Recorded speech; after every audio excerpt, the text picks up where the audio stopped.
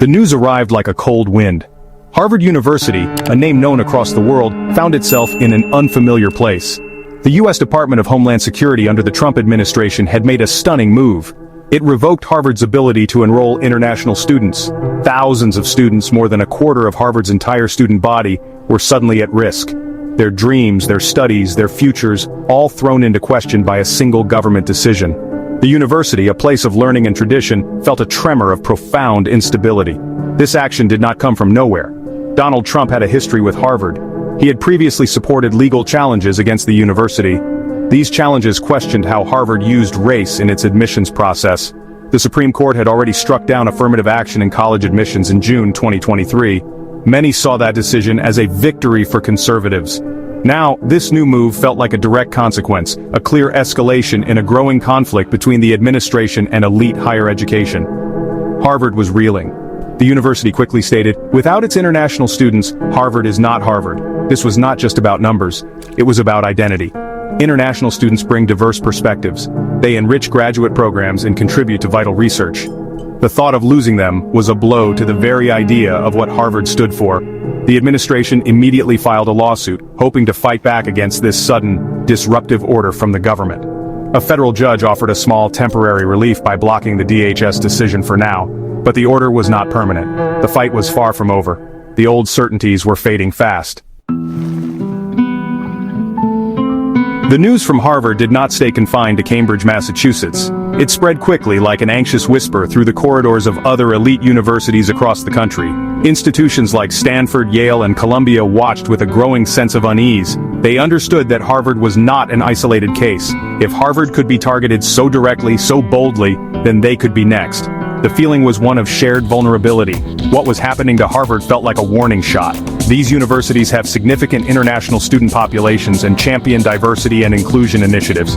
The Trump administration's actions against Harvard were seen not just as an attack on one institution, but as part of a broader strategy. A strategy that could reshape the landscape of American higher education in fundamental ways. The fear was not just about potential government actions, but also about the chilling effect such actions could have. Would they be forced to change their admissions policies further? Would their DEI programs come under fire? Would their federal funding be threatened? The ivory towers, once seen as symbols of unassailable prestige, were starting to feel the ground shake beneath them. The focus on Harvard's international students and its past affirmative action policies was just one part of a much larger picture. The Trump administration's strategy appeared to be a comprehensive assault on what it perceives as woke universities. This is a term often used by critics to describe institutions they believe are overly focused on progressive social justice issues. The battle lines were being drawn not just around admissions, but across a wide range of university functions and philosophies. Diversity, equity, and inclusion programs, which have become common in universities across the country, are a key target. These programs aim to create more inclusive environments for students and faculty from diverse backgrounds. However, critics, including many in the Trump administration, see them as divisive and discriminatory. They argue that DEI initiatives can lead to a focus on group identity over individual merit.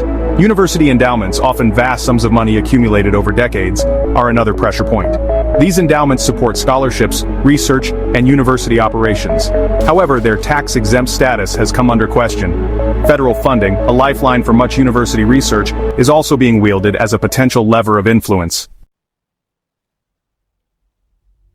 The intense pressure from the Trump administration is forcing universities to re-examine long-standing policies, particularly those related to diversity, equity, and inclusion. What was once seen as a progressive step towards a more representative and fair academic environment is now viewed by some as a liability. The fear of government intervention, legal challenges, or loss of funding is leading to a cautious reassessment of DEI initiatives. This isn't just about tweaking a few programs, it's about a potential fundamental shift in how universities approach issues of diversity and campus culture. Some institutions are reportedly already making changes, albeit quietly. This includes removing or rephrasing DEI statements on their websites, carefully reviewing the criteria for scholarships aimed at underrepresented groups, and perhaps even rethinking hiring practices that prioritize diversity. Beyond specific policies, the federal government's assertive stance is raising profound questions about university governance. Traditionally, universities have enjoyed a significant degree of autonomy in setting their own academic and administrative policies. However, the current climate suggests a move towards greater federal oversight and influence. Decisions that were once made internally by faculty senates, deans, and presidents might increasingly be shaped by external political pressures. The idea that federal officials could dictate who universities can enroll, what programs they can offer, or how they manage their internal affairs is a stark departure from past norms. The impact of these governmental actions is not abstract, it is deeply personal, affecting the lives and futures of individuals within the university community. For international students, the DHS decision regarding Harvard was a sudden, terrifying blow. Walid Akef, an Egyptian graduate student, expressed the profound disruption, stating the decision could cost him 20 years of my life. His words captured the immense personal investment and sacrifice that international students make to study, and the U.S. faculty members, too, are grappling with the implications. Many are deeply committed to the international character of their institutions and the contributions of their foreign-born colleagues and students. They worry about the impact on research collaborations, the loss of diverse perspectives in their classrooms, and the broader message being sent about America's openness to global talent. University administrators find themselves in an incredibly difficult position. The actions taken against Harvard and the broader campaign targeting American universities are not just an internal U.S. affair. The world is watching, and the repercussions are likely to be felt far beyond America's borders. For decades, the United States has been considered the premier destination for higher education, attracting the brightest minds from across the globe. This reputation has been a source of immense soft power and has fueled innovation and economic growth. However, the current climate threatens to tarnish this image, making the U.S. appear less welcoming and stable for international scholars and students. The decision to revoke Harvard's ability to enroll international students, even if temporarily blocked, sent a shockwave through the global academic community. Prospective students from other countries who might have dreamed of studying in the U.S. may now hesitate. They may question whether they will be welcome, whether their visas will be secure, or whether their chosen university might suddenly become a political target.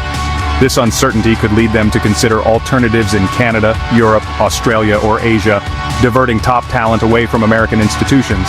Beyond the loss of tuition revenue, which is substantial for many universities, it means a loss of diverse perspectives in classrooms and research labs. International students often make vital contributions to STEM fields, driving innovation and discovery. The very vibrancy and dynamism of American campuses, enriched by students from myriad cultural backgrounds, is at stake if the U.S. is perceived as closing its doors.